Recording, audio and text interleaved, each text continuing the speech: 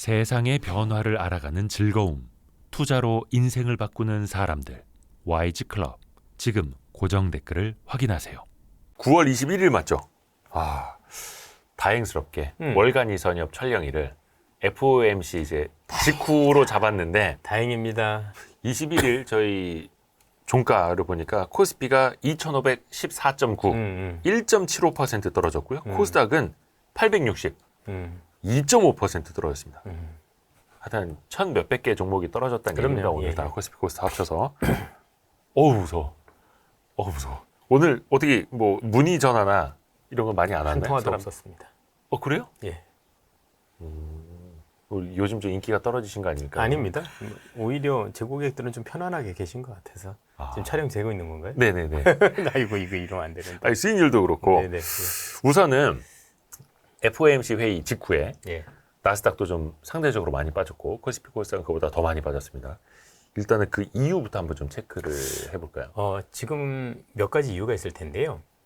오늘 일단 나오는 결과를 조금 종합해서 말씀을 드리면 네. 아마 많은 분들이 보셨겠지만 뭐 파월의 많은 얘기보다도 일단 기본적으로 이번에 나왔었던 경제 전망 지표가 어떻게 바뀌었는지부터 보면 네. 판단이 조금 있을 것 같습니다. 첫 번째는 경기 전망치를 굉장히 크게 올렸죠. 네. 그렇죠. 올해만 하더라도 원래 우리가 알기로는 그 상반기에 뭐죠? 올해 전망치가 이제 1% 정도였는데 2.1%로 올렸죠. 내년 전망치도 올렸고요. 네. 내후년 전망치도 올렸고. 그래서 경기 전망치를 크게 올린 게 일단은 기본 핵심이고, 그러니까 경제가 좋아질 거다겠죠.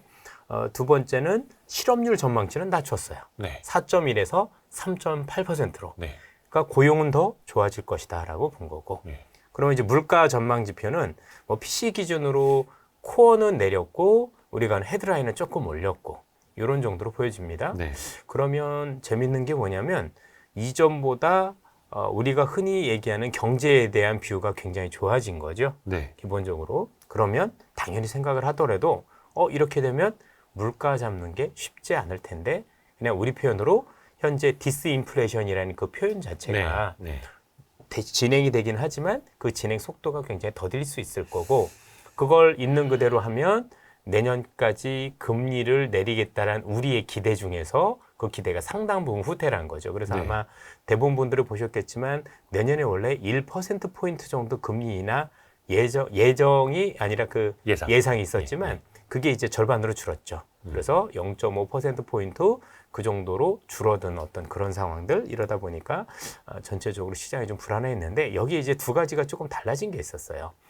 지난 8월 잭슨홀 연설에서 했던 내용과 조금 다른 내용들이 추가되면서 시장이 조금 더 불안해했다라고 저는 판단을 하고 있는데 첫 번째 말씀드렸던 경기 판단입니다. 왜냐하면 그 당시에 8월에 파월 의장이 어떤 얘기를 했냐면 야 앞으로 경제에 대해서 이렇게 고민을 할 때 뭐 중립금 얘기까지 해가면서 첫 번째 얘기했던 게 뭐냐면 이연 효과를 얘기를 했어요. 우리가 그동안 금리를 많이 올려왔고 그래서 이연 효과가 있으니까 조금만 기다리면 그러니까 이 사람 얘기대로 그대로 빌리면 올해 연말 정도 가면 경제가 우리가 흔히 얘기하는 이 긴축 때문에 조금 둔화될 수 있을 거야 라는 뉘앙스를 줬다는 얘기죠. 네. 정책에 대한 이연 효과가 있었다고 얘기를 하는 거니까. 그런데 그 얘기를 해놓고 나서 이번에 갑자기 경기 전망치를 확 올려버렸어요. 예. 그 얘기는 지금 이연 효과를 기다리지 않겠다라는 의미가 되는 거잖아요. 그죠? 이연 효과가 있느냐 없느냐 차이는 되게 큰 게 이연 효과가 있어서 기다리겠다라는 거는 금리를 더 올리지 않을 거고 그리고 올 하반기 들어서 계속 경기가 둔화될 것인 현 상황보다는 그렇게 되면 금리 인하에 대한 기대도 있을 수 있는 거잖아요. 네. 그렇죠? 지금보다 안 좋아지면. 근데 그 기대를 그냥 확 꺾었죠. 아니 불과 뭐 잭슨홀이라고 해봐야 8월에 있었으니까 얼마 되지도 않았는데 이렇게까지 굳이 말을 뒤집은 게 맞나 싶을 정도였고 두 번째는 중립금리에 대한 판단이었었죠. 네. 뭐 그 당시에는 중립금리와 관련해서 뭐 올리지 뭐 상향될 가능성 이런 거에 대해서 좀 배제하는 그림이었는데 오늘은 조금 올라갈 수도 있다라는 표현까지 하면서 사실 파란과 여러 가지 다른 점들을 보인 것들이 굉장히 좀 시장에 좀 많이 실망이었다. 그래서 사실 뭐 점도표만 가지고 주가가 빠진 건 아니었던 것 같고 거기 있었을 때는 그렇게 많이 안 빠졌었잖아요. 네네네. 예상보다 바뀐 어떤 파월의 발언들 이런 것들 때문에 조금 더 사람들이 볼 때는 더 많이 매파적으로 읽히면서 시장이 굉장히 부정적인 반응을 보였다라고 판단할 수 있겠습니다. 그러니까 지금과 같은 고금리 상황이 더 지속될 것 같다. 그렇죠. 내년에 금리 예, 인하를 예. 하더라도 예. 인하폭은 과거에 예상했던 것보다는 더 좁을 수 있다. 그렇죠. 심지어 중립금리마저도 올릴 수도 있겠다. 예, 그렇죠. 올라갈 수도 있겠다. 올릴 수 있겠다는 아니고 올라갈 올라갈 수도 수 있겠다. 있겠다. 근데 제가 오늘 종합해 보면 연준의 스탠스가 한마디로 전 이렇게 보였어요. 나도 잘 몰라. 그죠. 데이터에 네, 따라서 데이터에 따라서 가봐야 하는 알아. 거고 내년 점도표도요. 점도 범위가 너무 넓어요. 이건 뭐냐면 이쪽도 있고 이쪽도 있으면 나도 잘 몰라요. 그러니까 사실 지난 6월 달 대비해서도 지금 확 바뀐 거잖아요. 그럼 지금 연준이 석 달마다 한 번씩 뷰가 조금도 아니고 너무 많이 바뀌고 있거든요. 그럼 지금 있는 뷰도 있는 그대로 우리가 믿어야 되느냐, 거기에 대해서 또 한 차례 고민이 필요하다고 생각을 해요. 그냥 너무 부정적으로만 보시지 말란 얘기입니다. 예. 그 점도표를 보더라도 그 전에는 뭐라 해야 될까, 좀 총을 쏠 때 탄집군 뭐 이렇게 형성이 탄착군처럼, 된다고. 탄착군. 그죠? 예. 탄착군. 역시 군인 아니십니까? 예. 탄착군이 형성되듯이 이렇게 찍혀 있었는데 이번 9월에 나온 거 보니까 탕후루처럼 돼 있던데. 이렇게. 그렇죠. 탕후루처럼 위아래 쭉 있으면 예. 사실 본인들의 생각에 중구난방이라는 얘기거든요. 그러니까 위원들도 생각이 많이 엇갈린다. 엇갈린다. 그 얘기는 자기들도 모른다는 얘기예요. 그러니까 내년에도 꼭 금리를 50pp 정도만 인하할 것 같다라는 그런 것도 모르는 거예요. 결국은 한다. 가봐야지 않을고. 그리고 저는 그 가능성이 매우 낮다라고 생각을 하는 게 지금 많은 분들이 잊고 계시는 것 같은데 올 연말 되면 생각보다 이 고금리 때문에 일어날 수 있는 부작용들이 꽤 많아요. 네. 대표적인 게 잘 아시는 상업용 부동산 내에서 우리가 흔히 얘기하는 그 오피스 문제가 네. 불거질 가능성이 높은 게 아니라 당연히 불거지지 않나요? 그 다음에 지금 또 1조 7천억 달러 되는 학자금 대출 만기가 다 도래하고 있어요. 네. 여러 가지 문제가 있는데 이걸 그대로 유지할 수 있다? 저는 잘 모르겠지만 그렇지 않을 것 같아요. 그래서 아마 오늘 시장 실망 것 중에 하나는 이런 상황도 있는 것 같아요. 왜냐하면 저처럼 뭐 올해 내내 우리가 떠들 때 앞으로 있을 위험이라고 하면 미국의 사업용 부동산 연말에 문제가 될 수 있다라고 얘기도 실제로 했었었고 네. 그다음 학자금 대출 문제를 비롯해서 고금리에 따른 부작용에 대해서 많은 분들이 얘기를 했는데 예. 뭐 지금처럼 된다라면 그 부작용이 더 크겠죠. 예. 당연히. 그런데 그 부작용을 전부 다 그냥 나 몰라라 하고 그냥 이대로 간다? 그게 더 넌센스 아닐까요? 아마도 제가 그냥 넘겨짚기로 판단할 때 오늘 시장에 조금 더 격하게 반응했던 이유 중에 하나는 저처럼 이런 생각을 가져서 아니 그런 게 앞에 있는데 이렇게 하는 게 맞아라는 우려도 있었을 거예요. 그렇죠? 아니 뭐 학자금 대출도 거의 만기가 들어오는데 이 고금리에 그걸 갚는다라면 굉장히 갚는 분들의 부담도 굉장히 커져서 실제 시장에 많은 문제가 될 것이고 또 말씀드렸다시피 사업용 부동산 중에서 오피스 문제가 많이 불거진다라면 그에 따른 영향도 쉽지 않을 것 같고 또 최근에 미국의 정치 상황을 봤었을 때 연방정부가 셧다운하지 말라라는 보장도 없는 거잖아요. 네. 그렇죠? 그런 걸 다 앞두고 나서 전체적으로 그럼 좀 더 조심해야 되는 거 아닌가. 왜냐하면 연준은 분명히 발표를 할 때마다 지금부터는 과소긴축에 대한 우려도 있지만 과잉긴축에 따른 어떤 위험도 동시에 고려하겠다라고 오늘도 얘기했단 말이에요. 근데 그 위험이 충분히 있는데도 불구하고 그런 얘기를 해놓고 나서 우리는 일방향으로 쭉 갈 거야라고 얘기한 게 사실 앞뒤가 맞는 얘기는 아닌 것 같아요. 그래서 그냥 저는 그렇게 생각을 합니다. 뭐 이게 좋은 거냐 나쁜 거냐 알 수는 없지만 일단은 지난 3개월 전보다도 연준의 스탠스가 계속 바꾸고 있는 걸 감안하면 그때 그렇죠. 바뀌죠, 계속. 바뀌니까 지금 있는 스탠스도 우리가 있는 그대로 다 믿을 필요는 없다. 그냥 우리도 지표에 따라서 봐야 될 것 같고 또 앞서 말씀드린 이런 과잉 긴축에 따른 어떤 부작용들이 일부라도 드러나기 시작하면 그거는 또 스탠스를 바꿀 수 있는 충분한 어떤 이유가 될 수 있기 때문에 너무나도 여기서 앞서 나가서 그렇게 될 거니까 이제는 정말 큰 위험이 닥칠 거야라고 너무 미리 지레짐작으로 하실 필요는 없지 않을까라는 생각이 듭니다. 한 가지 조금 더 첨언을 드릴게요. 네. 우리가 통상적으로 이제 많은 투자자분들께서 궁금해하시는 것 중에서 저는 그렇게 생각을 합니다. 연준의 스탠스만큼이나 중요한 게 이렇게 되면 일단 지수 조정은 알겠는데 이게 끝난 거냐 시장이 또는 아니면 어쨌든 이것 때문에 조정이라는 게 오고 나서 다시 반등을 할 수 있는 거냐. 이게 사실은 더 중요한 거잖아요. 우리 입장에서 놓고 보면. 네. 우리는 경제를 하는 사람이 아니라 주식으로 돈을 버는 사람들이니 이게 더 중요하다고 생각을 합니다. 그러면 이전에 고금리였었을 때 주가가 추세적으로 하락했었던 사례를 살펴보면 네. 공통점들이 있죠. 결국은 이런 상황에 고금리 때문에 네. 결국 경기가 경착륙으로 갈 가능성을 염두에 두고 지수가 먼저 선반영을 했었던 거죠. 네. 실제로. 그리고 그 과정 속에서 잘 아시다시피 급격한 금리 인하가 수반이 됐었던 거고. 네. 그래서 만약에 많은 투자자분들께서 현 상황 때문에 경제가 무슨 크게 탈이 날 것 같고 그로 인해서 미국이 앞으로 급격한 금리 인하를 추세적으로 가져올 것 같다라고 얘기하면 시장이 끝난 거죠. 그리고 지금이라도 팔아야 되는 거겠죠. 네. 그런데 앞서도 말씀드렸지만 연준은 올해 경제 전망치를 올렸어요.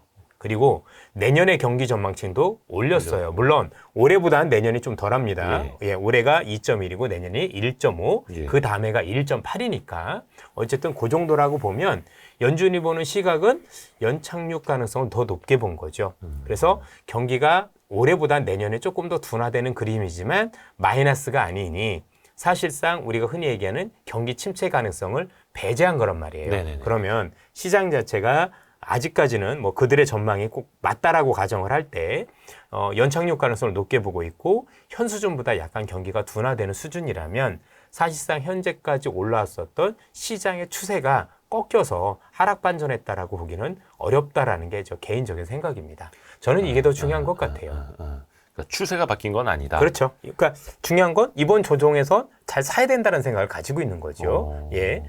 그리고 여기에 대한 근거는 방금에도 말씀드렸지만 이런 고금리에 따른 후유증 또는 여기에 대한 부정적 영향이 경기를 침체로 몰아넣고 당연히 경기에 대해서 정말 무서울 정도의 악재로 된다라면 그거는 시작이겠죠. 예. 그런데 앞서도 보셨겠지만 이런 고금리를 유지하는 배경 자체가 경기가 생각보다 좋아서거든요. 네. 경기 전망치 올릴 정도로 경기 전망치를 올리는 상황에서 지수가 추세적으로 하락할 가능성은 매우 낮다라고 판단을 하고 있습니다. 물론 이거 외에 제가 예상치 못한 무슨 이런 일들이 일어날 수 있다라면 모르겠지만 그런 것들이 아닌 걸 가지고 또 연준의 현재 전망을 신뢰하는 걸 바탕으로 한다라면 저는 그게 맞지 않을까. 저는 그래서 뭐 이게 방동 시점이 언젠지는 알 수는 없으나 바로 내일 바로 내일 올라가죠. 예, 저는 이 조정이 일단은 길게 갈 장기 조정은 아닌 것 같고 폭도 여기서 대단히 깊어지는 폭은 아니다라고 저는 개인적으로 판단을 하고 있습니다. 이건 물론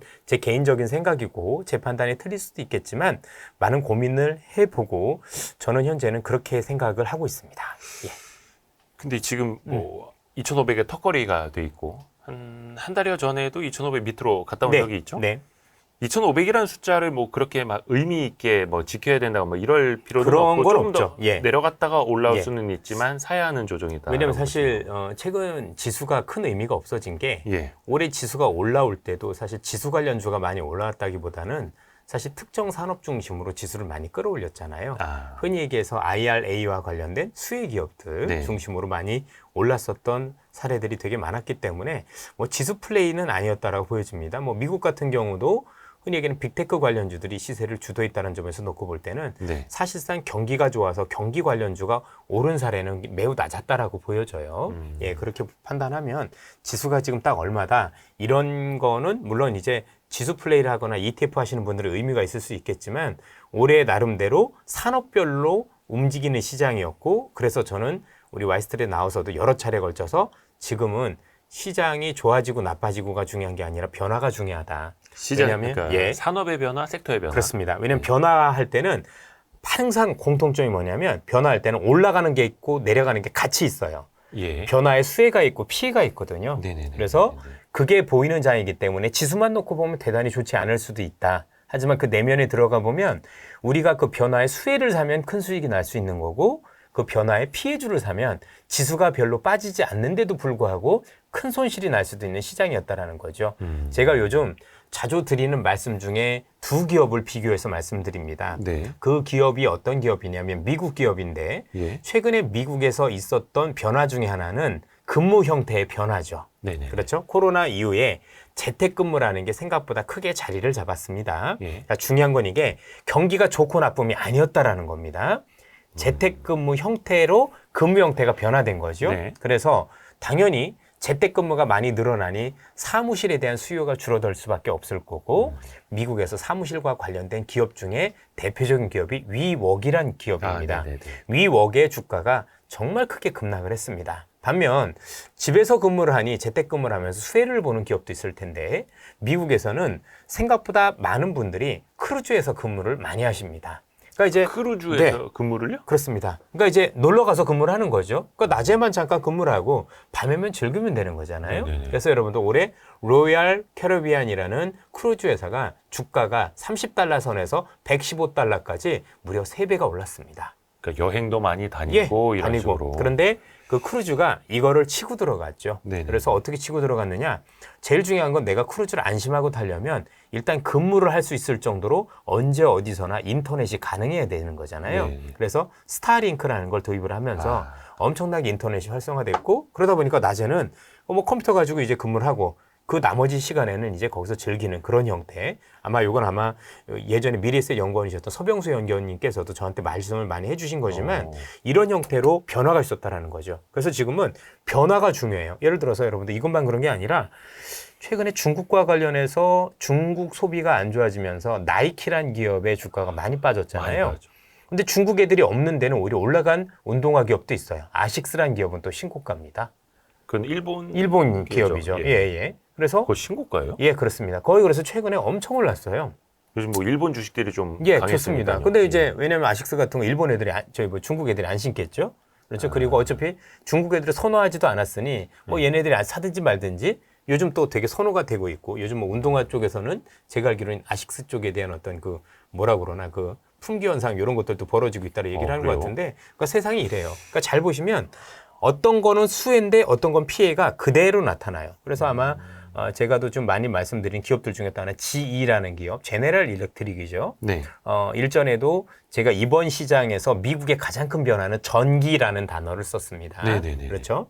전기라는 단어를 썼고 전기에 가장 부합하는 제너럴 일렉트릭 주가는 여전히 긍정적이었다라는 거. 그렇죠. 뭐 반면에 그렇지 않은 기업들 같은 경우도 굉장히 크게 하락을 했었던. 그래서 지금은 변화죠.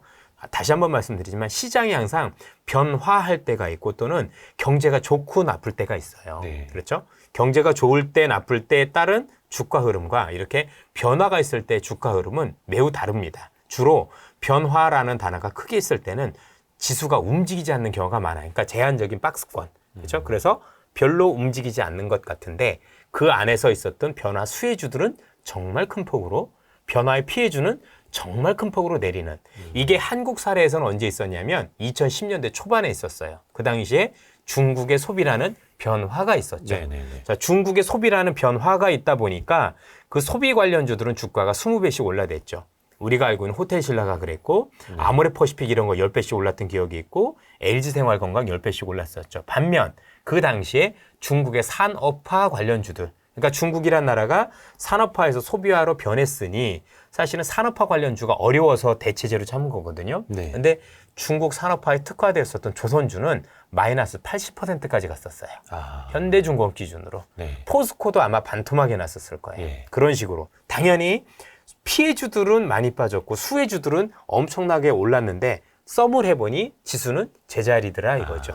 그러니까 지금도 2,500이냐 2,600이냐 저는 그다지 중요하다고 생각지 않아요. 지금 이 시장은 그 무엇보다도 경제가 좋고 나쁨이 아니라 변화가 주도하고 있는 거고 그 변화라는 단어 안에서는 반드시 수혜와 피해가 있다. 그래서 지금 아마 올해 수익률이 굉장히 반대로 가신 분도 있을 거고 큰 수익을 나신 분도 있을 텐데 네. 큰 수익을 나는 분들의 공통점은 변화의 초점과 관련된 기업들을 선택하신 케이스고 네. 대표적인 게 2차 전지 배터리겠죠. 그렇죠. 오히려 그렇지 않은 기업들을 들고 있었던 분들 입장에서는 굉장히 어려웠다라고 보여지죠. 자, 그러면 네. 조금 더 들어가도 됩니까? 들어오십시오. 예. 자, 우리나라 관련 기업들 중에서도 제가 이런 변화를 말씀드려 볼게요. 네. 자, 예전에도 외국인들이 한국 화장품에 대한 그런 선호는 있었었죠. 네. 그런데 이전에 비해서 지금 우리나라 화장품에 대한 선호가 바뀐 게 두 가지가 있어요. 그것도 변화인데 어떤 변화냐? 첫 번째는 그걸 선호하는 사람들의 국적이 많이 바뀌었어요. 국적. 옛날에는 중국 사람들 중심으로 한국 화장품에 대한 수혜가 굉장히 컸다라면 네네네. 지금은 중국인보다는 미국을 비롯해서 중남미 또는 동남아까지 다양한 국적의 그런 그 국가에 있는 국민들이 한국에 대한 화장품을 선호하기 시작을 했다라는 게 다른 거죠. 네. 그러다 보니 선호하는 화장품 품목이 예전에는 뭐 아모레라든가 LG라든가 이런 특정 브랜드 중심이었다라면 최근엔 인디 브랜드 중심으로 많이 바뀌었다라는 거죠. 그렇죠? 그렇죠. 그래서 지금 예전에는 화장품 관련주가 올라가면 이런 브랜드 있는 기업들이 올라갔다라면 최근에는 인디 브랜드들이 올라가다 보니까 사실은 이 인디 브랜드의 뭔가 물건을 만들어주는 ODM 업체 중심으로 주가가 올랐다라는 게 변화였겠죠. 그쵸. 자, 그래서 같은 화장품인데 브랜드 있는 기업들은 아주 안 좋았어요. 예. 그렇죠? 아모레나 제가 볼 때 LG도 주가가 별로 안 좋았지만 네. 이 인디 브랜드들이나 또는 인디 브랜드를 만들어 ODM 업체 주가는 굉장히 좋았단 말이에요. 엄청 올랐죠. 그렇죠? 엄청 올랐죠. 사실 요거는 그때 이선엽 이사님이 중국 다녀오셔서도 예, 그때도 굉장히 말씀을 했고 강조를 해주신 산업입니다. 그 뒤로 한 90% 가까이 올랐었죠. 또 꼼꼼하게 또 이렇게 기억을 맞습니다. 하시고. 어쨌든 그랬었고 네. 하나가 더 있어요. 통로가 바뀌었어요. 자, 중국 사람들이 와서 살 때는 그 통로가 면세점이었었어요. 네. 그렇죠? 근데 지금 이 ODM 관련된 인디 브랜드들의 어떤 그 판매처는 일부 인터넷 모 업체가 있고 또 하나는 오프라인 업체 중에서도 면세부가 아니라 올리브영이라는 데로 바뀌었다는 게 다른 거죠. 네. 요즘 CJ 주가가 그냥 올라갔던 건 아니잖아요. 그렇죠? 이걸 반영했다라는 거죠. 그래서 이렇게 반영하는구나. 그러니까 같은 화장품이었다라면 이제는 면세점이었다라면 이제는 이런 통로로 바뀌었다라는 게 변화였던 거고 네. 또 인디 브랜드였고 이전에는 특정 브랜드였는데 이게 바뀌다 보니 ODM이 바뀐 거고 저는 이 큰 변화를 봐야 된다고 생각을 합니다. 이거 추천 종목 이런 거 아닙니다. 네. 그냥 예를 들어드린 건데 그래서 우리 투자자분들께서 봐야 될 건 뭐냐면 항상 눈을 크게 뜨고 뭐가 변했지? 그럼 그 변화부터 어떤 제품을 선호하지? 이 제품을 선호한 게 이전과 뭐가 다르지? 그러면 앞서 말씀드린 일단 브랜드부터 달라졌고 그러다 보니 브랜드를 만들어주는 애 중심으로 오르고 그리고 브랜드를 유통하는 채널이 바뀌었고 요거까지 굉장히 크게 우리가 흔히 얘기해서 눈치를 채질 수 있다는 얘기죠. 그러면 투자하기가 용이하다 이렇게 볼 수가 있을 것 같습니다. 그 변화를 감지하는 게 중요하고 그 변화를 감지하기 위해서 하루에 35,000보씩 걸어야죠. 가서 보고 아마 그래서 면세점 탐방 다녀오셨던 분들 공통점이 뭐냐면 면세점 갈 때 제가 꼭 명동으로 가라고 하는 이유가 있어요. 같이 있기 때문에. 명동도 가보고 그다음에 면세점도 가보면 예. 특정 부분을 느낄 수 있을 거예요. 예를 들어서 면세점 가봤더니 화장품에 사람이 별로 없어요. 그렇죠? 생각했던 것보다 화장품 쪽에 사람도 별로 없고 그런 것 같아요. 근데 명동에 갔더니 일단 외국인이 엄청 많아요. 예. 확 다르겠죠. 그죠? 그리고 올리브영에 갔더니 미어 터져요. 그럼 다른 거죠. 그러니까 그런 걸 가지고 주가로 연결시키는 연습들을 하셔야 되는 거죠. 그러니까 자체 브랜드 샵을 갖고 있는 게 아니라 올리브영 같은 데 입점이 되어 그렇습니다. 있는 인디 브랜드들 예. 또 거기에 제품을 공급하는 OEM, 뭐 ODM 조선미녀 회사들. 이런 기업들이 되게 인기가 있었으니까. 조선미녀? 조선미녀라고 해서 인디 브랜드 중에 하나입니다. 오. 참고로 아마 시청자분들이 인디 브랜드가 뭐야? 그 인디가 인디펜던트라고 그래서 독립의 약자입니다. 예. 그래서 뭔가 독립적인 뭔가 기존에 있었던 기성 브랜드 이런 게 아니라 나만의 취향이라든가 특성을 가지고 만든 독립 브랜드를 보통 인디라는 표현을 많이 쓰거든요. 참고를 하셨으면 좋겠습니다. 예를 들어서 와이스트릿이 이제 굿즈 같은 걸로 화장품을 만들겠다. 그건 그러면 인디 브랜드입니다. 그렇죠. 콜마 같은 데 똑똑똑 예. 저희 브랜드 붙여서 화장품 좀 팔고 싶은데요. 뭐 이런 식으로 하는 거죠. 저부터 주실 거죠? 예뻐지시려고요? 아이고 그럼요. 이 피부가 아주 거칠어서. 아무튼 제가 우리 와이스트에 나와서도 자주 말씀드린 게 뭐냐면 경제지표 너무 중요하죠. 왜 모르겠습니까? 그러나 진짜 중요한 건 이 변화라는 겁니다. 이 변화가 너무 크고 변화하는 게 너무 많기 때문에 그래서 올해도 내내 지금이야 뭐 시장에 다 쓸려 내려가고 있지만 올해 내내 시장의 변화를 봤던 분과 경기지표에 집중했던 분들의 차이가 어마어마하죠. 아마 대부분 경기지표 중심으로 보셨던 분들이라면 지금 손도 못 대셨을 거예요. 그리고 주식이 없으면 괜찮은데 그래서 번 것도 없이 지금 하락할 때 동반하락하면서 손실이 커졌을 거란 얘기인 거죠. 주식의 본질은 좋은 기업을 찾는 거지 경기지표를 보는 게 아니다라는 말씀을 드립니다. 절대 경기지표가 중요하지 않다라는 얘기가 아니고요. 우리가 봐야 될 건 이 경기지표를 통해서 내가 주식을 투자하기 유리한 국면인지 아닌지 정도 그다음에 이 경기지표가 어떤 변화 때문에 이렇게 변화했는지 그 변화를 찾아내는 변수로 활용을 해야 되는데 너무 경제학적으로 이렇게 해석을 하게 되면 경제 자체만 보시는 분들은 괜찮습니다. 뭔가 경제학 공부를 하고 나는 조금 더 이전보다 나은 어떤 지식을 쌓기 위한 분들은 괜찮을 것 같은데 주식을 하는 분들한테는 제가 볼 때는 조금 더 이거 외에도 기업을 보는 연습을 좀 더 많이 하셨으면 하는 바람을 좀 많이 가지고 있습니다. 이게 사실 되게 어려운 게 뭐냐면요. 그 변화를 빨리빨리 캐치를 하고 거기에 올라타야 된다라는 건 책을 봐도 나오고 이사님의 말씀을 들어도 이제 아는데 그게 실행이 되게 어려운 거죠. 예를 들어서 지나서 보면은 올해는 참 바이오, 배터리, AI, 화장품, 송배전 이것만 했어도 막 수익률이 장난이 아니죠. 예. 근데 이제 지나고 나서니까 그런데 그 시계열을 2023년 이제 9월부터 딱 찍어놓고 자 이제부터는 어떤 변화를 찾을 수 있을까? 우리가 어디에 좀 비중을 실어야 될까? 이 고민을 또 하다 보면은 뭘까? 심각해지는 거죠. 물론 뭐 책상 앞에만 앉아서 이거 고민을 하면 답은 안 나오겠습니다만. 그렇죠. 예. 좀 조언을 좀 주신다면. 우선 예. 뭐 지난번에도 제가 이제 약간 아이디어를 드리려고 했었는데 네. 우선 최근에 이제 저는 그래도 여러분들 혹시 마음 편히 투자를 해야 된다면 저는 두 가지를 말씀드리고 싶어요. 하나는 뭐냐면 기본적으로 지금 주가 밸류에이션이 이건 해도 너무한 기업들이 있어요. 해도 너무한 기업들. 그런데 실적이 턴 어라운드 하는 기업들이 있습니다. 아하. 이런 기업들을 우선적으로 찾아보는 자, 저는 이렇게도 한번 말씀드려 볼게요. 최근에 유가가 많이 올랐죠. 네. 유가가 90불대 선에 왔다 갔다 합니다. 네.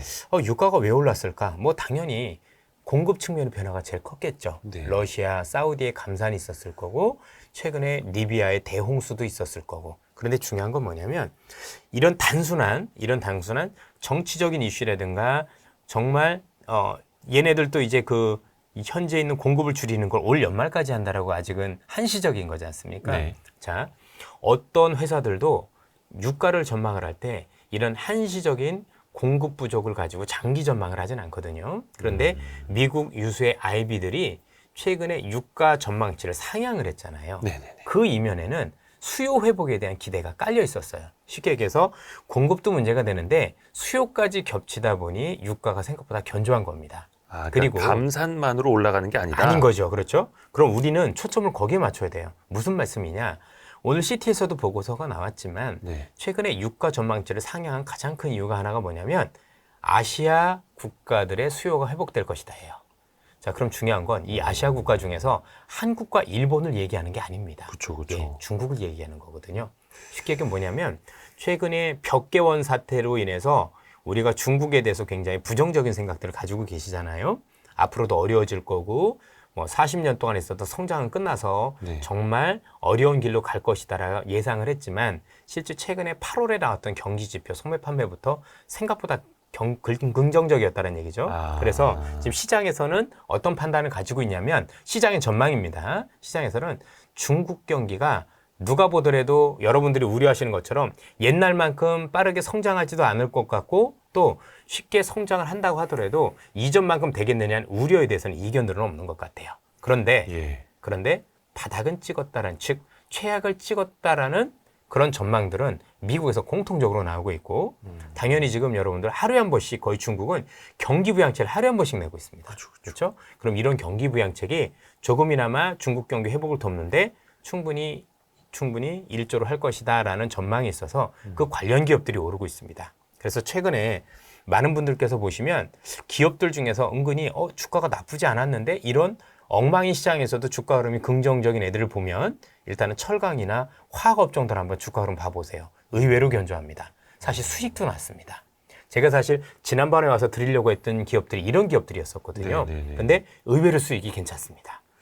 아주 적지 않은 정유화학도 그렇죠. 포함이 되겠죠. 그 중에서도 화학 중심으로 뭐 최근에 흑자 전환한다는 기업들도 눈에 띄고 있고 아마 밸류에이션을 보시면은요 거의 역사적 최저점이에요. 야, 이건 아무리 그래도 이건 너무 심하지 않느냐 정도인데 앞서 말씀드린 것처럼 모멘텀이 생긴 거죠.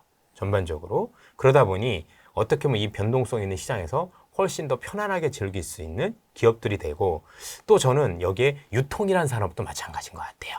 예. 유통이라는 사업도 다들 잊고 지내는 건데 주가 한번 보세요. 의외로 견조합니다.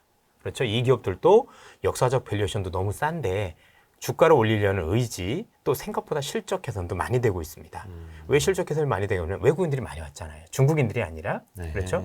뭐 먼데 필요 없고 우리 여의도에 외국인 성지 있잖아요. 뭐 백화점 하나 그죠? H백화점. 그렇죠? H백화점 그렇죠? 네. 그러면 그런 것들이 다 실적으로 연결되거든요. 그래서 이 밸류에이션인데 이런 정도면 이런 거다라고 해서 이런 기업들 중에서 여러분들이 뭐 괜찮을 만한 기업들 한번을 잘 찾아보시면 저는 괜찮은 수익을 거둘 수도 있지 않을까라는 아이디어를 처음으로 가지고 있습니다. 이런 것들도 저는 좋은 아이디어가 될 수 있을 거라고 생각하고 요즘에 그 댓글 반응이나 이런 거 보면은 네. 그래도 이제 중국 쪽이 원체 한동안 위험해가지고 중국 콘텐츠들을 많이 좀 저희도 일부러 했거든요. 그럼 댓글 반응이 중국 쪽이 좋아질 거다. 중국 쪽이 최악으로 가진 않을 거다. 이런 말씀 밑에 막 중국을 어떻게 믿느냐. 지금까지도 안 좋았는데 앞으로도 안 좋을 거다. 이런 분들이 되게 많으세요. 그러시겠죠. 저도 충분히 이해합니다. 중국에 대해서 부정적인 생각들을 많이 가지고 계실 거고 조금만 중국 좋고 얘기하면 친중파로 몰리는 그런 일들까지 벌어지는데 그냥 친중파가 아니라 예. 매국노라. 매국노죠, 매국노. 매국노라. 근데 우리는 돈 버는 사람들이잖아요. 예, 그죠? 예. 그걸 객관적으로 좀 볼 필요가 있다고 생각하고 앞서도 말씀드렸지만 여러분들이 우려하시는 정도로 분명히 중국 경제 안 좋은 거 맞아요. 예. 그리고 앞서도 말씀드렸다시피 그 회복의 정도가 이전만 못하다라는 것도 인정이 된다는 얘기죠. 근데 주식은 항상 증감이 중요해요.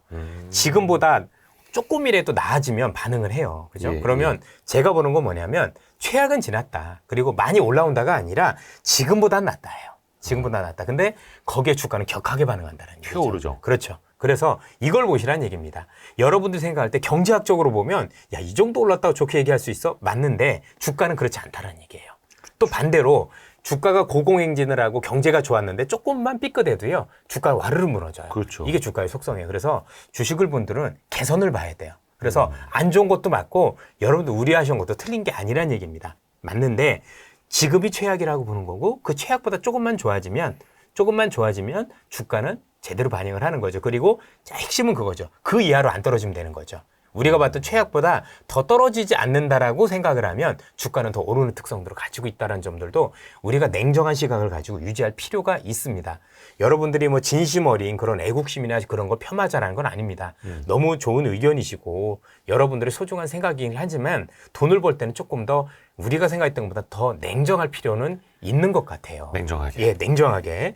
안 벌 거란 모르지만 돈을 벌 거라면 어쨌든 시장을 항상 객관적으로 바라볼 필요가 있는 거고 최근에 여러분들 벽개원 얘기가 나와서 말씀이겠지만 벽개원 이번에 비교 이란 그죠? 또는 컨트리 가든이라는 기업 보시면 네. 이미 채무 상환 같은 경우 계속 연장이 되고 있잖아요. 이미 이거는 중국 정부가 항복했다라고 보는 시각이 유리한 것 같아요. 쉽게 얘기해서 좀 계획적으로 정리해 나가는. 계획적으로 정리를 해나갔다가 네. 아마도 이 친구를 기점으로 해서 그동안에 중국이 취했었던 구조조정을 마무리하고 턴오버했다라고 봐야 될 것 같아요. 그동안에는 우리가 알고 있는 부동산 개발업체를 손을 봐야 되겠고 무리하게 개발을 추진했던 애들을 구조조정했었었고 네. 그러면서 부동산 가격에 대한 조정을 유발해 왔는데 여기서부터 더 진행되는 거는 중국 정부도 부담을 느끼고 있다라고 판단하고 있습니다.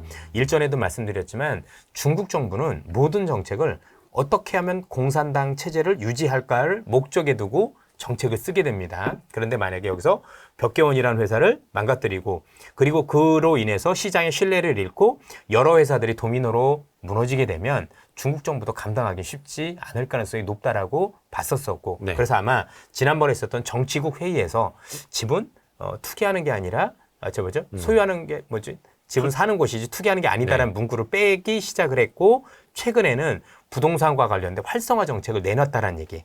활성화 정책이 정말 크거든요. 이렇게 내놨다라는 얘기는 기존에 있었던 정책에 확실히 전환됐음을 보여주는 겁니다.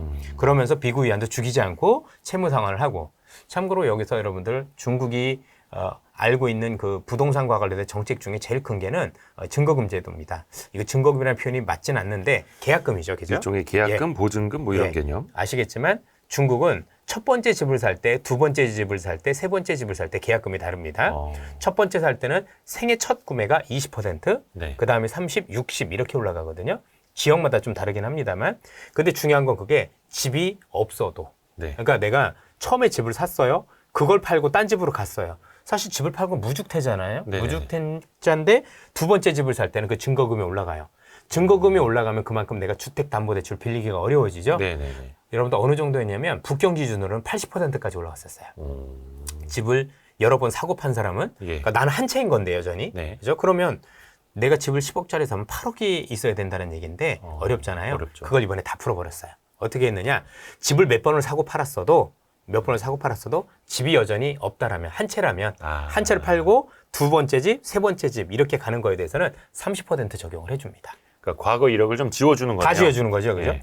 그러니까 되게 어떻게 보면 웃긴 제도였죠, 이전에. 야, 뭐 내가 집이 없는데 집을 2번 사고 팔아서 옮겼다고 해서 증거금 올라가는 게 되게 불합리했었던 건데 네. 이걸 그거 다 풀어주고 네가 몇 번을 사고 팔았든지 간에 어쨌든 간에 집이 없고 새로운 집을 그러니까 이번에 있는 제가 여의도 집을 팔고 강남의 집을 산다라고 하면 강남 집을 살 때는 30% 증거금만 있으면 즉 10억 중에 내가 3억만 있으면 나머지는 담보대출을 일으킬 수 있는 거예요. 그렇죠? 그렇게 해서 혜택을 주다 보니 최근에 중국의 주택 거래량이 늘어나기 시작을 했다라는 거죠. 그래서 뭔가 최악은 일단 여러분들께서 중요하게 봐야 되는 포인트는 중국의 정책이 확실히 턴오버했다는 것.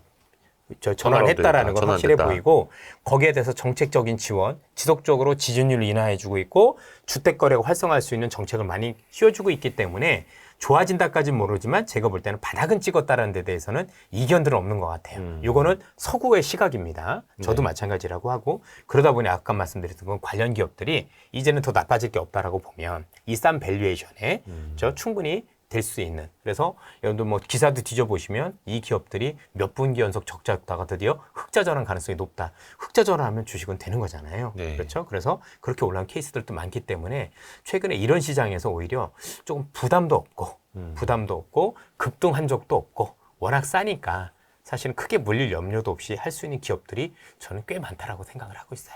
그죠. 완전히 양극화가 됐어가지고. 네, 맞습니다. 급등하던 주식들은 계속 52주 신고가 랠리를 펼치는데 저기 눌려있는 것들은 그런 산업이 있었나 싶었을 정도로 막 그럼요. 묻혀져 있었던. 그래서 제가 그런 기업들을 얘기했더니 뭐 일부 사람들은 틀딱 주식이다 뭐 그런 얘기까지 하는데 요즘 그런 주식들이 진짜 많이 올랐습니다. 사실 오히려 시장 흔들리고 막 이럴 때. 최근에 또 많이 오른 기업들 중에 하나가 저도 손을 못 대봤습니다만 은행주들이 엄청 올랐어요. 그렇죠. 그럼 여러분들 최근에 오랜만에 들어보죠, 은행주. 많이 들었던 얘기 중에 하나가 9월 위기설 들어보셨죠? 네. 9월 위기인데 은행들이 오르진 않아요. 네.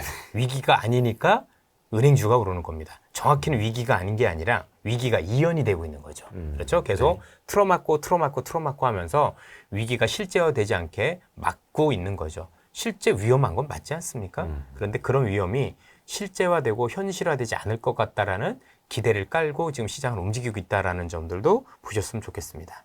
항상 저는 이 말씀을 드리고 싶습니다. 주식 투자하시는 분들은 시장을 보고 해석을 하실 줄 알아야 됩니다. 그렇죠? 나오는 경제를 하시는 분들도 의견도 너무 소중하지만 그분들도 저도 계속 사실은 다 맞춘다라고 얘기를 할 수가 없는 거고 맞출 수 있는 사람도 없고요. 연준도 석 달에 한 번씩 생각을 바꾸는 사람들인 건데 그 누가 앞날을 다 예측을 할 수가 있겠습니까? 그건 불가능한 얘기인 거고 다만 그런 위험들이 있었을 때 이렇게 보시죠. 중국에 어떤 큰 위험이 있대. 한국에 신용 위험이 있대. 신용 위험이 있을 때 제일 먼저 하락하는 건 금융주입니다. 네. 그런데 금융주가 급등하면 우리가 생각을 잘못하고 있을 가능성이 높은 거예요. 가능성이 높은 거니 그게 왜 내가 움직이는 거하고 다르지라고 은행주가 금융주가 오르기 시작을 하면 왜 그런지 다시 한번 따져보셔야 돼요. 그래야 오류를 줄일 수가 있겠습니다. 그렇죠. 그 시장이 가르쳐주는 어떤 방향이 있는 건데 근데 오랜만에 들어봤습니다. 은행주 그리고 철강, 화학, 유통까지도 턴어라운드. 물론 이것도 기업별로는 좀 갈릴 많이 수가 다르고, 있어요. 완전히 많이 다르고, 경쟁력을 상실을 했거나 재무 구조가 망가진 회사도 있고. 기업들 잘 그러셔야 돼요. 그 안에서 다 움직이는 거 아닙니다. 확실히. 그렇죠. 그게 조금 어렵긴 한데 이게 차트를 봐도 이렇게 흘러내리다가 뭔가 빵 한 방을 좀 보여준 기업들이 있으면 그럼요. 그때부터 거기서 스터디를 좀 시작을 하면은 좀 제가 볼 때는 접근이 유통도 절반의 기업은 아닌 것 같아요. 그래서 거기서도 종목 선별을 잘 해야 되고 화학주 중에서나 정유주에서도 선별을 되게 잘 해야 될 거고 그래서 종목별로 많이 다릅니다. 뭐 그런 것들은 잘 선별하시면 좋겠죠. 저는 그렇게 개인적으로는 좋게 보고 있다 정도로 보시면 될 것 같습니다. 그 섹터 내에서 뭐 제가 꼭 맞는 건 아니니까 단순 참고만 해주셨으면 좋겠고 다시 한번 말씀드리지만 추천의 개념은 아니라는 거 꼭 말씀을 드립니다. 개인적인 생각이라는 정도. 추천은 그냥 이 영상의 좋아요만 추천 많이 해주세요. 그게 추천이겠죠. 아예 180도 다른 쪽 질문 한번 드려볼게요. 근래에 시장이 좀 격하게 조정을 받으면서 상반기에 정말로 많이 올랐던 주식인데 고점 대비 30%, 40% 떨어진 주식들, 섹터들이 꽤 많이 나왔습니다. 많이 나왔죠. 로봇 중에서도 그렇고 AI 중에서도 그렇고 화장품은 조금 많이 떨어진 것 같지는 않고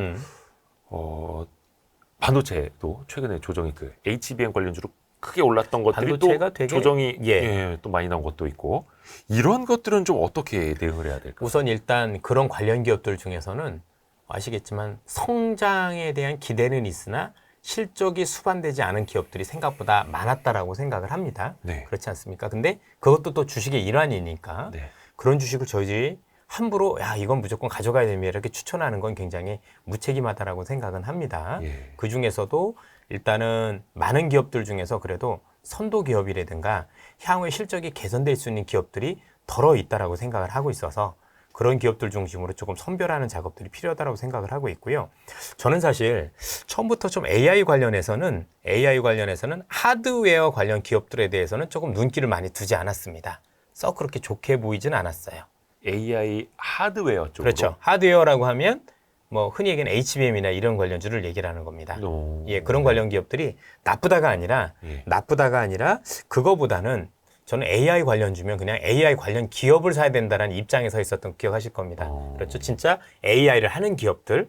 그렇죠. 그래서 그로 인해서 뭔가 경쟁력을 갖는 기업들을 찾자라는 게 기본적인 생각인 건데 그런 기업들은 제가 볼 때는 앞으로도 많이 나올 것 같아요. 그래서 이런 관련 기업들은 뭐 많이 빠졌다고 살 게 아니라 AI는 이제부터 새롭게 발전하는 산업들인 거잖아요. 네. 발전하는 사업들 중에서 하드웨어가 아닌 즉 이거와 관련 장치 관련 기업들이 아닌 실제 AI를 통해서 뭔가 수익을 창출할 수 있는 비즈니스를 한다던가 네. 아니면 남들보다 차별화된 경쟁력을 가지고 있는 기업들이 조만간 속속들이 나올 것 같아요. 그래서 저는 지금 있는 기업보다는 그런 기업들에 대한 관심을 가져보는 게 아마도 조만간에 있다라고 본다라면 우리 눈에 제일 눈에 띄는 거는 역시 흔히 얘기하는 신규 상장 종목들 중에서 그런 기업들이 많이 올라올 가능성이 높겠죠. 왜냐하면 기존에 있는 기업들이 하는 기업들도 있겠지만 네. 예전에 있는 것들은 좀 올드한 기업들이니 새롭게 뭔가 아이디어를 가지고 오는 기업들이 많아질 것 같거든요.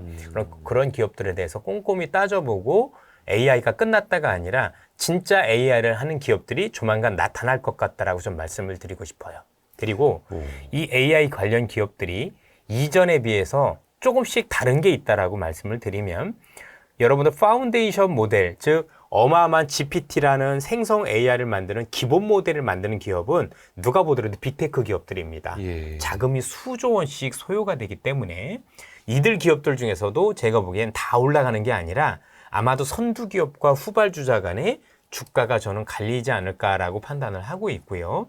그런 상황 속에서 이런 파운데이션 모델이 어느 정도 갖춰지면 이 파운데이션 모델을 바탕으로 파생 모델을 만드는 애들이 있어요. 네. 그렇죠? 쉽게 설명드리면 미국의 메타라는 기업이 있고 예. 이 메타라는 기업이 자기들이 가지고 있는 이 AI 모델을 전부 다 오픈했잖아요. 누가 와서 써도 된다. 네. 그렇죠? 그럼 누가 와도 써도 되면 새로운 기업들은 이 메타라는 이 파운데이션 모델 안에서 여기서 학습된 데이터를 가지고 파생 모델을 만들 수 있어요. 그 대규모 나만의 언어 AI 모델을 모델. 가지고 나만의 서비스를 만들 수 있는. 네. 그러면 그 서비스를 만드는 비용이 아주 적게 들어요. 진짜 우리가 보통 스타트업 기업 하면 제일 안 좋은 게 기술력은 좋은데 돈이 없는 거였잖아요. 네. 근데 이 AI 스타트업들은 그렇게 돈이 필요가 없어요. 그래서 아마 재무상의 문제가 없이 수익을 창출하는 기업들이 많이 나오는 재밌는 사례가 될 것 같습니다. 그래서 그런 기업들이 조만간 미국도 한국도 나타날 가능성이 높은 게 제가 그런 기업들 탐방을 굉장히 많이 가보거든요. 여기저기 비상장 기업들 만나보면 획기적인 기업들이 굉장히 많습니다. 근데 중요한 건 돈이 많지 필요가 없어요. 실제 어떤 일도 있었냐면 저보다 여기 AI 전문가들 많이 계시겠지만 지금 메타라는 프로그램이 나온 게 메타가 라마라는 프로그램을 나온 게 지금 버전 2잖아요. 네. 원이 나왔을 때도 오픈으로 공개를 해봤어요. 다만 그때는 상업적으로 이용하면 안 되라는 전제를 깔고 지금은 상업적으로 이용할 수 있습니다. 상업적으로 이용하는 걸 안 하는 걸 전제로 원을 개발했었을 때 원에서 이 라마가 가지고 있는 이 파운데이션을 모델을 가지고 스탠포드 대학교에서 알파카라는 프로그램을 아마 2주 만에 만들었었을 거예요. 제가 정확하게 지금 기억은 못하는데 그 비용이 1,000만 원이 안 들었던 것 같아요. 그런데 그 모델이 성능 자체가 GPT라는 거의 성능에 거의 근접까지는 하지만 상당 부분 근접해 있을 정도로 성능이 있었었고 네. 또 요걸 바탕으로 버클리 대학에서 비쿠나라는 프로그램을 만들었었는데 그것도 역시 2주 만에 만들었고 비용이 제가 알기로도 1,000만 원이 안 들었던 걸로 기억합니다. 그런데 성능이 GPT의 90%까지 올라왔던 거예요. 그러면 여기서 보여준 함의는 뭐냐면 정말 파생 모델을 만들고 특정 비즈니스를 하는 애들은 정말 큰 비용이 없이도 나만의 원하는 특정 비즈니스를 만들 수가 있겠네. 그럼 돈은 많이 벌 수 있는데 돈은 안 들어가니 우리가 볼 땐 정말 괜찮은 기업들이 많이 나올 수 있는 거죠. 그래서 이 AI와 관련해서는 현재 어떻게 흐름이 흘러가고 기업들이 어떻게 수익 모델을 찾아가는지 보셔야 돼요. 아시겠지만 지금 빅테크 기업들은 열심히 투자를 했는데 아직까지 정확하게 이걸로 크게 돈을 벌겠습니다 하는 모델을 잘 찾고 있지 못하는 상황이잖아요. 네. 그러니까 지금 주춤주춤하는 건데 오히려 이것과 관련된 파생 모델 같은 경우는 다를 수도 있다는 거죠. 그게 올해보다는 내년에 더 본격화될 가능성이 높고 저는 그래서 올해 올랐는데 많이 빠진 기업들 뭐 사실 뭐 좋을 수도 있고 나쁠 수도 있는데 저는 자꾸 새로운 어떤 애들을 찾아서 계속 이렇게 공부하고 왜냐면 그 변화라는 게 있는 거니까 그 변화에 맞춰서 저는 투자를 하시는 게 더 맞지 않을까. 굳이 새로 사는 사람들 입장이라면 올랐다 많이 빠진 것보다 AI 같은 경우는 저는 그쪽에 더 맞지 않을까라는 생각이 좀 듭니다. 돈이 많이 들지 않는 수익 모델. 그렇죠. AI 쪽에서. 돈도 별로 많이 안 드는데 그러니까 파운데이션 모델 만드는 엄청 많이 들죠. 네네. 근데 이걸 바탕으로 파생 모델을 하는 애들은 돈이 많이 들지 않는데 굉장히 생산성인 파격적인 이런 기업들이 될 수 있는 거죠. 또 이런 모델도 생각할 수 있을 것 같아요. 사실 AI가 뭐 얼마나 대단하냐 이렇게 얘기하면 저도 할 말은 없지만 최소한 이거는 인정하시지 않습니까? 이걸 잘 활용하면 기업들의 생산성 향상, 우리말로 비용 절감이 크게 될 수 있겠죠. 네. 그렇죠? 그러면 그거를 담당하는 게 각 기업마다 그룹마다 역할하는 애들이 있잖아요. 그죠? 네. 그럼 역할하는 애들의 역할이 커지면 수익성이 더 좋아질 수도 있는 거잖아요. 이런 아이디어들도 생각해 볼 수가 있겠죠. 네. 그런 게 혹시 상장이 되어 있는 게 많이 있나요? 있죠. 뭐 예를 들자면- S그룹도 H그룹도 네네네. 그런 걸 할 수 있는 기업들이 그 그룹 안에 한두 개밖에 없잖아요. 그죠? 네. 그런 기업들의 역할이 어떻게 바뀌는지 우리가 꼼꼼히 따져봐야 되겠죠. 요즘에는 그 AI 쪽을 이제 의료에 특화해서 하는 기업들도 상당히 많이 또 이제 주목을 받았었는데 지금 주가도 이제 엄청 올랐었고. 말씀을 잘 해주셨는데 예. 의료 AI가 왜 움직였는지 고민을 많이 해보셔야 돼요. 네. 결국엔 의료 AI가 보여준 건 두 가지라고 생각을 해요. 일단 주가가 많이 오를 수 있는 애들 이런 애들이가 첫 번째 차별화된 데이터를 가지고 있는 애들이죠. 차별화된 의료와 관련된 데이터는 아무나 가지고 있는 게 아니잖아요. 그렇죠? 네. 그래서 차별화된 데이터를 가지고 움직이는 애들이 차별성을 가진 게 일단 핵심적인 부분이고 의료 AI 같은 경우는 확실히 수익 모델이 있잖아요. 네. 그죠? 이걸 토대로 할 수 있는. 그래서 이런 걸 우리가 찾아야 되겠구나라는 아이디어를 준 저는 사례라고 생각을 하고 있습니다. 그래서 이런 걸 바탕으로 제2의 의료 AI처럼 뭔가 생산성이 굉장히 커지고 획기적으로 세상을 바꿀 수 있는 그런 기업들을 저는 꾸준히 찾아야 된다라고 생각을 하고 있습니다. 근데 그 말인즉슨 약간 의료 AI 기업들은 조금 지금은 아니에요. 부담되는. 의료 AI 중에서도 새로운 것들이 계속 나오겠죠. 음. 예, 계속 나올 거고 그게 혁신성이라든가 아니면 차별성, 그다음에 흔히 얘기해서 보통 혜자를 가지고 있다라고 하는데 어떤 사업 모델 이런 것들이 엄청나게 차별성을 가지고 있는 기업들 같은 경우는 혹시 뭐 또 다른 그림을 그릴 수도 있다고 생각을 합니다. 아하. 예. 그런데 이제 항상 AI라는 흐름 자체가 끝난 건 아니고 이거는 계속해서 주시를 하고 있어야 된다라는 말이죠. 이제 발전하는 단계에 있는 거고 네. 그 발전 단계에 최적화된 기업들을 찾아가야 될 텐데 그게 쉽지만 않을 거예요. 왜냐하면 일단 그러려면 처음에 AI에 대해서 부정적인 인식이 없으셔야 그게 가능할 거고 두 번째는 부정적 인식을 벗은 다음에도 실제 AI와 관련해서 어떤 흐름이 펼쳐지고 있는지 모니터링을 계속 해야 될 텐데 이게 연령대별로 조금 달라요. 아무래도 20대 중심으로는 AI를 많이 활용하는 연령이다 보니 더 빠르게 할 수 있겠죠. 예컨대 우리가 어렸을 때 PC라는 게 있었을 때 저희가 그때 X세대이기 때문에 네. 그렇죠. 우리보다 선배님들은 컴퓨터 모르세요. 그렇죠? 근데 저희는 컴퓨터 한다고 뭐 잘난 척하던 세대였잖아요. 네네네. 지금도 마찬가지일 거예요. 조금 더 저희보다 기생세대 분들은 너무나 훌륭한 삶을 살았는데도 불구하고 신기술엔 조금 약간 약하시지 않습니까? 예. 근데 아무래도 대학생들 중심으로 많이 크는 거잖아요. 이렇게 보시면 어떨까요? 페이스북이라는 것도 저커버그가 대학생 때 만든 거잖아요. 네네네. 그죠? 마이크로소프트도 빌 게이츠가 그랬었고 그런 것처럼 항상 뭔가 신기술은 뭔가 새로운 것들을 창출하는 애들은 20대 애들이에요. 그렇죠? 이런 친구들의 움직임을 잘 봐야 됩니다. 그래서 MZ시라고 다르게 볼 게 아니라 전 이분들이 굉장히 훌륭하다고 생각을 하고 있거든요. 사실 이분들의 행동 거지가 저는 굉장히 마음에 많이 들어요. 이분들 때문에 저도 편해지고 있어요. 옛날 사람들은 우리 보고 야근해라 돈도 안 주면서 그죠? 네네. 근데 이분들 때문에 지금 야근할 때 돈 받잖아요. 얼마나 좋은 세상이 된 겁니까? 최소한 노동력을 갈취당하진 않잖아요. 그렇죠? 있는 그대로 약간 뭐 업무 효율성도 높아지는 아, 많이 거고요. 높아지죠. 그리고 제가 아무리 남아서 일하고 싶어도 밑에 분들이 다 퇴근해서 저도 가야 돼요. 저도 저절로 워라밸이 되고 있는, 물론 저는 남아서 한 10시까지 하긴 하지만 네네네. 어쨌든 간에 그런 어떤 젊은 우리 세대들의 활용, 어느 쪽으로 활용이 되는데 신문을 잘 보시면 많이 나와요. 그러니까 허투루 보지 마시고 신문을 볼 때도 조금 샅샅이 보셔서 이런 흐름이 어떻게 되는지. 자, 모르면 어떻게 한다? 월간 이사력을 보시면 됩니다. 제가 월간 그름을 이사력. 계속 말씀을 드릴 겁니다. 아마. 좋은 코너입니다. 예. 해서 그런 변화를 또 이제 감지를 하는 거고 네. 그 최전방에 있는 그 뭐래 야전 사령관이시니까 예, 최전방에서 뛰시니까 사실 저희는 올해 내내 보셨겠지만 제가 뭐 다른 건 몰라도 남들보다 뭔가 좀 항상 먼저 보지 않나요? 맞아요. 그렇죠? 예. 그 월간 이선역 꾸준히 보신 분들이라면은 아실 것 같은데. 예. 댓글 남겨주십시오. 예.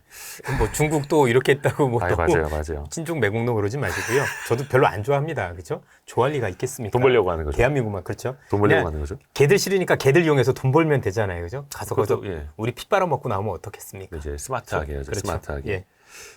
그리고 또 아까 제가 이제 좀 많이 급등했던 종목들 네. 중에 격하게 조정받는 네. 것도 여쭤봤던 이유가 이게 또 연말로 가면 항상 이제 특히 코스닥 중소형주들 대주주 양도세 이슈가 있고 양도세 회피 물량들 보통 이런 거 한 10월, 11월 빨라야 10월에 이런 거 막 이슈가 되는데 올해는 특히 이제 종목별로 많이 오르다 보니까 9월에부터 이런 이야기가 나오기 시작을 했어요. 나오죠. 그런 거 혹시 염려 안 하십니까? 물론 그 염려됩니다. 본질은 아닙니다만 염려되는데 잘 모르겠어요. 왜 잘 모르겠냐면 지금 그래서 지금 말씀 주신 것처럼 대주주 뭐 양도세 회피를 하기 위해서 뭐 9월에 판다, 뭐 10월에 판다, 먼저 판다는 얘기들 굉장히 많으신데 제가 잘은 모르겠지만 그것 때문에 파는 분들이 대단히 좀 곤란해질 가능성이 높다고 봐요. 결국 대주주 양도세를 회피하려면 연말에 주식이 없어야 되는 거지 9월, 10월에 팔았다고 그게 회피가 되는 거 아니지 않나요? 그렇죠. 그렇죠? 그러면 그러다가 나중에 이렇게 해서 회피한다라고 먼저 팔았는데 그 뒤에 급등하면 어떡할 건가요? 그것도 그렇죠. 모르는 일이니까. 모르는 일이니까 그죠? 그래서 저는 그게 사태의 본질은 아니라고 생각을 하고 그것 때문에 혹시 그 관련 기업들의 변동성이 커지면 저는 좀 비중을 잘 늘려야 될 기회라고 생각을 합니다. 결국은 그게 그 이슈라는 게 내가 비용을 아끼기 위한 세금을 덜 내기 위한 이슈인 거지 기업의 펀드멘탈이나 본질에 대한 이슈는 아닌 거잖아요. 그렇죠. 그러면 주식을 보는 분들은 기업의 본질 가치가 중요한 거지 그런 일시적인 어떤 이벤트가 중요하다고 생각하진 않아요. 이벤트는 이벤트로 넘기는 게 중요한 거고 모든 사람들이 그렇게 걱정하면 그 걱정은 아마 지금보다도 다를 때 일어날 가능성이 높고 오히려 제가 보기엔 먼저 선제적으로 대응했던 분들은 제 생각에는 오히려 조금 곤란을 당할 수도 있지 않을까. 이런 생각도 개인적으로는 가지고는 있는데 사실은 모르겠어요, 정확히는.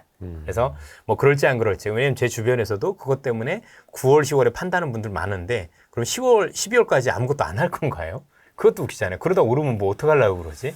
나중에 만약에 그보다 훨씬 더 가격 높으면 물량만 손해볼 텐데 그게 맞는 건지도 잘 모르겠고. 하여튼 그거는 참 쉬운 일은 아닌 것 같다라는 말씀 정도만 드릴 수 있을 것 같습니다. 그래서 그 위탁 운영해 주시는 분들 얘기를 들어봐도 연말 전에 팔고 어차피 연초에는 그걸 또 다시 사는. 사는. 예, 그게 항상 또 반복이 되고. 예. 차라리 저는 모르겠으면 정석 플레이 하는 게 맞는 것 같아요. 그냥 연말에 팔았다가 다시 사는 게 더 낫지 않나는 생각을 가지고 있는데 뭐 워낙 생각들이 다르고 지금 있는 분들이 너무 다양하시니까 뭐 잘은 모르겠습니다만 분명한 건 변동성은 피할 수 없는 건 맞는 것 같습니다. 변동성은 예. 피할 수 없다. 왜냐면 이제 워낙 물량들이 크시고 그 물량이 크다라는 게 큰 손들이 아니라 우리 개인분들 중에서도 정말 큰 수익 거둔 분들이 많으시더라고요. 제가 보니까. 특히 이게 지난 2011년부터 어떤 횡보 장세 때도 네, 그랬고 네, 네. 지금 2023년 들어서의 어떤 이것도 어떻게 보면 횡보 장세라고 볼 수도 맞습니다. 있습니다. 여기서 큰 돈 버시는 분들 수익률 뭐 100%, 200%뭐 여기도 너무 많아요. 개인분들 그래서 여러분들도 많이 느끼시겠지만 올해 시장에서 큰 수익을 벌었을수록 여의도하고 안 친한 분들이시고요. 오히려 그냥 개인분들 중에서 그죠? 그냥 기업이 더 중요하다라고 생각을 하시고 투자하셨던 분들이 되게 저는 많이 버셨던 것 같고 여의도하고 많이 친하면 친했을수록 결과가 쏙 좋았다라고 보기는 어려웠던 것 같아요. 왜냐면 이제 시장에 대한 부정적인 시각도 많았었던 것도 사실이고 특정 산업에 대한 부정적인 시각들도 있었다 보니 실제 돈은 번 섹터들은 그쪽이고 실제 지수도 올랐는데 반대로 움직였을 가능성이 높다는 점에서 사실 재밌는 현상들이 벌어진 거죠. 그래서 저는 뭔가도 이제 뭐 시장에 뭔가 시장을 움직이는 권력 구도가 옛날에 우리가 흔히 얘기했었던 기관 중심은 이제 아니지 않느냐라는 생각을 가지고 있어요. 그렇죠. 예. 뭐 기관분들 여전히 훌륭하시고 제가 볼 땐 잘한다라고 믿고는 있지만 글쎄요 모르겠습니다. 어쨌든 힘의 균형이 많이 옛날보다 깨진 것 같고 좀 제가 요즘 많이 만나 뵙지만 우리 개인 투자자분들의 공부량이나 이 진짜 스마트함이 남다르다. 또 남다른 분들도 많고 장난 아니에요. 예, 그 공부하신 양도 이거 참 스스로 부끄러울 정도로 이런 분들이 너무 많으셨던 것 같아요. 예. 그래서 저희가 그 YG 클럽이라는 예. 세미나 플랫폼 하면서도 여기 강의장을 왜 전 안 빌려드리거든요. 불러주십니까? 안 가끔 한번 불러주시면 제가 제가 하려고 그랬는데. 그러니까 그래요? 이게 나중에 이렇게 예, 하겠습니다. 예. 근데 늦게까지 오셔서 스터디 하신 분들 많으세요. 저희가 그러니까요. 스터디 모임도 조금 약간은 지원을 해드리고 하는데 그런 거 보면은 반성도 하게 되고 와 정말 대단하다. 그렇죠. 근데 진짜 돈 벌기 위해서 눈에 불을 켜고 퇴근하고 여기 8시 이때부터 와갖고 막 그때부터 스터디 시작하고 막 장난 아닙니다. 그렇게 해야 됩니다. 그렇죠. 제가 사실 많은 투자자분들 보면서 너무 잘하신 분들도 많지만 우려되는 분들도 있어서 말씀을 드리면 그런 것 같아요. 의사는 병을 잘 고쳐야 되고 예. 그다음에 우리가 얘기한 정치하신 분들은 정치를 잘해야 되는 거고 네. 군인은 정제해서 전쟁에서 승리해야 되는 거잖아요. 네. 저희들처럼 주식 나온 사람들은 여러분들이 돈을 벌어줄 수 있는 어떤 많은 아이디어를 드려야 된다고 생각을 합니다. 본질은 우리가 돈을 벌기 위해서 수익을 내기 위해서 하는 행위라고 생각을 하는데 경제 뭐 이런 것만 놓고 와가지고 막 진짜 오히려 투자를 막는 이런 어떤 본질적인 걸 벗어나는 일들이 전 너무 많은 것 같아요. 제가 리서치 생활 여러분들 아시겠지만 제가 리서치만 수십 년 했잖아요, 그죠? 그렇죠. 리서치 할 애널리스트 생활 때도 오래 하셨죠. 애널리스트 오래 하면서도 본질은 그거였어요. 기관 투자가들이 돈 벌 수 있게 해주는 역할을 해주는 거였었던 거지 뭔가 경제를 알아서 똑똑해지고 이런 게 본질은 아니었다라는 거죠. 그런데 그 어느 때도 그랬지만 주식을 할 때 경제가 우선시된 적은 없어요. 이게 조금 좀 여러분들이 뭐라고 할 수 있는데 여러분들 피터 린치라든가 아니면 워렌 버핏 봐보세요. 위대한 기업을 찾는 분들인 거지 그분들이 나와서 경제지표가 이렇다 저렇다 말씀하신 거 본 적 있나요? 아니잖아요. 그죠? 진짜가 뭔지 한번 잘 파보셨으면 좋겠습니다. 항상 뭔가 시장을 들여다볼 때 경제지표를 가지고 우선시하는 버릇은 뒤로 미뤄야 됩니다. 그걸 안 보자라는 게 아니라 비중을 줄여서 내가 이런 걸 투자를 할 때 어떻게 도움이 되고 뭐 이런 거 정도로만 해야 되는 거지 그게 주가 되면 제가 볼 때는 돈 벌기가 어렵습니다. 예. 결국은 여러분들 그렇게 해가 아니라 나중에 나오는 거 그거냐. 그래서 뭐 사야 돼? 이거잖아요. 결국 그렇죠. 예. 예. 거기에 온갖 걸 쏟다 보면 아무것도 못 하게 되십니다. 에너지 다 뺏기거든요. 그래서 그게 안 중요하다가 아니라 그것도 중요한데 그거는 제가 볼 때는 몇몇 분들의 분들만 보면 되는 것 같아요. 저도 오늘 아침에 듣고 왔지만 우리 뭐 훌륭하신 정광호 대표님이나 이런 분들 거 몇 개만 들으면 저는 굳이 뭐 나머지 건 그렇게 들을 필요가 있냐 싶을 정도로 네. 그렇죠? 그냥 참고만 하셨으면 좋겠고 그런 분들 건 너무 좋으셔서 저도 참고를 하고 있으니까 보시면 좋을 것 같고 그 위에는 기업과 종목 또는 세상의 변화에 보다 초점을 맞추시면 크게 볼 수 있습니다. 예. 그리고 월간 이선협도 뭐 주시면 좋죠. 부족은 하지만 최전방 야전 사령관이 하루에 35,000보씩 걸으면서 변화를 감지하고 있고 지금도 기업 탐방 엄청 다닙니다. 그러게요. 네. 그 변화된 내용을 또 한 번씩 이렇게 맥을 또 짚어주시고 오늘은 뭐 앞에서 또 들으신 분들은 아시겠습니다만 뭐 철강화학 유통 같은 그런 또 중에서 소외됐던 꽤, 것들 소외 애들 그 중에서 예, 그 중에서 이게 다 올라간다는 건 아닙니다. 그래서 항상 절반은 아니에요, 확실히. 그렇죠. 예. 경제 지표 우리나라 뭐 1% 상승하는데 1% 성장하는데 코스피가 1%만 오르겠습니까? 그렇죠. 뭐 10몇 맞습니다. 퍼센트 올랐고 네. 코스닥은 30몇 퍼센트 올랐고 그 중에서 개별 종목들은 뭐 2배, 3배, 5배 오른 것들 많고 그러기 위해서 사실은 거기에 올라타기 위해서 우리는 또 같이 공부를 하는 거니까요. 그래서 우리 이선엽 이사님한테는 항상 감사드립니다. 아이, 별 말씀을 다 하십니다. 그 추석 잘 세시고 그러면 저희는 10월 중순쯤에 10월호로 예. 월간 이선엽 10월호로 아마 10월에도 제가 가진 아이디어 중에서 산업별로 여러분들 아이디어 드릴 수 있는 거를 왜냐면 지금 요거는 좀 미리 하기가 좀 그래서 요것도 한번 또 발표할 수 있는 게 있을 것 같아요. 예. 약간 지금 예고편 예고편. 왜냐하면 그런 것들이 네. 속속들이 많이 나오고 있어요. 그 얘기 뭐냐면 지수도 참 중요하지만 아직은 살만한 것들이 있구나라는 시장인 거거든요. 그래서 바닥권에 있으면서도 와 이거는 제법 괜찮겠는데 라는 어떤 것들을 발견할 수 있는 게 있는 것 같아서 그 지표화 통해서 같이 설명을 드리도록 하겠습니다. 또 그거를 위해서 열심히 또 발로 뛰시는 거고 오늘도 또 어디 또 가셔야 돼가지고 올해는 못하고 나중에 저희가 YG 클럽에도 한번 특강을 좀 좋습니다. 요청을 예. 드리도록 오늘도 하겠습니다. AI 하시는 분들하고 저녁이 돼 있는데 AI 하시는 분들 정도가 아니라 우리나라 최고 거의 1위 기업에 해당하는 기업이에요. 그래서 AI 1위요? 예, AI 뭐와 관련해서 거의 뭐 1위 하는 분들의 관계자분이십니다. 예, 그래서 그런 분들하고 일단 식사를 하면서 또 저도 많이 듣고 제가 모르는 부분이 많을 거니까 아이디어도 청취하면서 여러분들한테 좋은 아이디어가 될 수 있도록 많이 더 노력을 하도록 하겠습니다. 예. 또 이렇게 또 항상 배우러 다니시고 예. 멋지십니다. 그래서 월간 이선혁 9월 호였고요. 10월 호 때 또 뵙겠습니다. 예. 고맙습니다. 예, 감사합니다. 감사합니다, 이선님. 예. 고맙습니다. 고생하셨습니다. 예.